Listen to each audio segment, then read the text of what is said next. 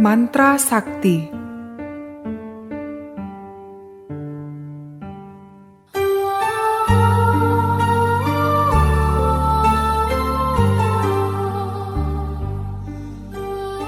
Dalam salah satu cerita Jataka, kisah mengenai kehidupan Sang Buddha di masa-masa lalu,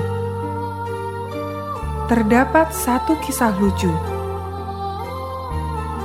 Suatu kali, Bodhisattva atau calon Buddha adalah seorang guru terkenal yang biasa membabarkan pengetahuannya untuk ilmu-ilmu sekolah tinggi. Karena institut untuk ilmu-ilmu sekolah tinggi masih langka pada masa itu,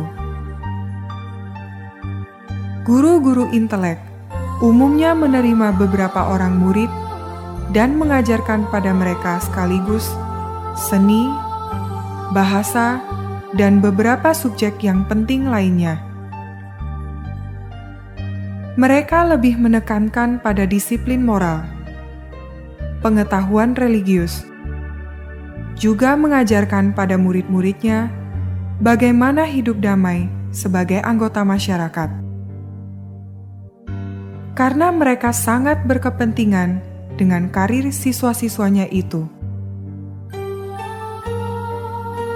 guru yang bodhisattva ini melihat bahwa salah satu muridnya lemah di dalam kelas, dan ini sangat mengusiknya. Bukannya memberikan tekanan, ia mencari jalan lain untuk membolehkan muridnya yang lemah ini memiliki mata pencaharian. Suatu hari, ia memanggil muridnya ini dan memberitahu ia bahwa pendidikannya telah cukup baik dan bahwa waktunya telah tiba untuk berkeluarga dan bermata pencaharian. Waktu itu juga, Sang Bodhisattva mengajarkannya sebuah rumusan mantra sakti untuk diucapkan dimanapun perlu. Murid ini merasa sangat gembira atas kebaikan gurunya. Ia kemudian mengucapkan terima kasih padanya dan pergi dengan penuh harapan dan kepercayaan diri terhadap masa depannya. Memperhatikan apa yang telah dipelajarinya, ia memusatkan lebih banyak perhatian lagi pada mantra yang diberikan gurunya daripada mencari kerja lain. Kata-kata dalam mantra ini mempunyai arti yang berbeda tergantung pada situasi. Suatu malam, ketika ia sedang tidur di luar rumahnya, ia mendengar suara orang sedang menggali di luar rumah. Karena terkejut, ia bangun dan mulai membaca mantra. Arti dari mantra itu pada saat itu adalah, "Gali, gali, mengapa engkau menggali?" Mendengar suara ini, orang-orang yang sedang menggali membuang peralatan mereka dan lari terbirit-birit. Ia kemudian turun dari tempat tidurnya dan pergi melihat apa yang sebenarnya terjadi. Sungguh terkejut ketika ia melihat sekotak keping emas. Pencuri-pencuri tadi tentunya sudah menanam kotak itu di tempat tersebut sesudah mereka mencurinya. Dan pasti mereka sedang menggalinya kembali. Tetapi kemudian melarikan diri mendengar suara mantra. Anak muda itu sungguh beruntung menemukan kembali emas-emas itu.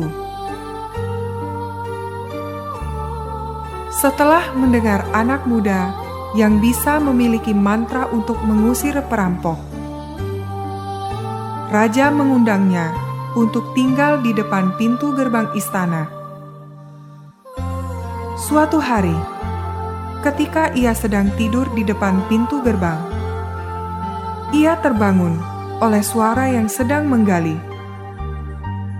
Langsung saja ia membaca mantranya. Gali, gali, mengapa engkau menggali? Mendengar suara ini, para pencuri yang mencoba menggarong istana segera melarikan diri. Mendengar keributan ini, penjaga pintu gerbang dan pengawal istana mengejar penggarong-penggarong itu dan menangkap mereka. Mereka tahu mantra anak muda itu telah membantu mereka menangkap garong. Ketika raja mengetahui keadaan ini, ia mengundang anak muda itu ke istana dan menunjuknya sebagai salah seorang penjaganya. Anak muda itu sangat gembira telah terpilih, dan ia menjalankan tugasnya dengan rajin dan penuh semangat. Mendengar kemanjuran mantra itu, raja meminta anak muda itu mengajarinya. Raja kemudian menghafalnya dan mengucapkannya kapan saja saat ia sendiri.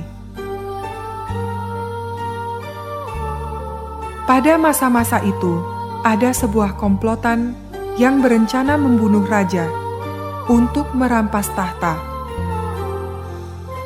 Panglima pengawal telah memaksa tukang cukur istana untuk memotong tenggorokan raja ketika sedang mencukur, dan berjanji akan memberinya banyak hadiah. Keesokan harinya, tukang cukur datang ke istana seperti biasanya untuk mencukur jenggot raja. Ia mulai menyiapkan pisau cukur dan mengasahnya dengan batu. Ketika ia sedang mengasah pisau, secara kebetulan raja mengucapkan mantra yang pada waktu itu bisa berarti, "Asah, asah, aku tahu untuk apa kau mengasah." Tukang cukur kaget dan pingsan. Raja tidak tahu ada komplotan yang berniat membunuhnya. Jadi, setelah tukang cukur itu siuman, ia bertanya, apa yang terjadi?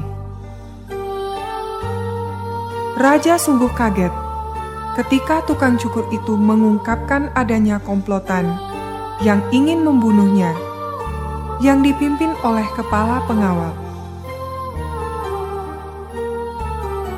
Pada waktu itu juga, raja mengumpulkan kabinetnya dan menghukum mati kepala pasukan pengawal.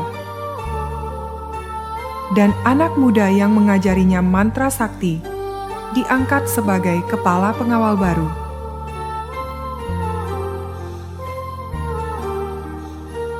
Jika para orang tua dan guru berusaha memahami kapasitas mental, kebiasaan bawaan, dan bakat potensial yang dimiliki anak-anak mereka, tidak akan ada kesulitan dalam membina mereka menjadi orang yang berguna bagi masyarakat. Orang tua harus memeriksa kembali prioritas mereka. Sudah menjadi mode bagi para orang tua untuk saling membandingkan nilai akademis putra-putri mereka. Dengan segala cara, mereka mendorong anaknya untuk menjadi yang terbaik di kelas. Namun, anak tidak boleh dihargai hanya dari pencapaian akademis. Kita mesti menerima ia apa adanya, dan bukan seperti apa yang kita harapkan. Tapi inilah kesalahan yang umum dilakukan orang tua. Ini tidak berarti orang tua harus membiarkan anaknya tumbuh tanpa latihan dan hasrat menjadi yang terbaik. Mereka mesti didorong untuk menjadi yang terbaik. Setelah mempertimbangkan sikap, bakat, dan kemampuannya.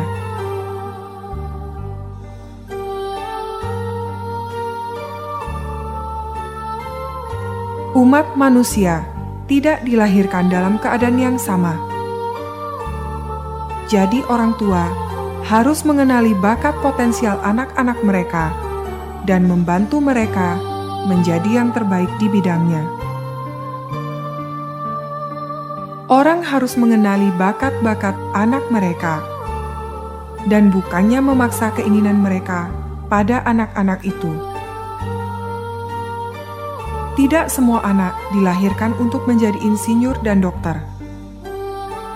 Namun, jika didorong dan didukung, bakat mereka bisa berkembang dan mereka bisa tumbuh sepenuhnya.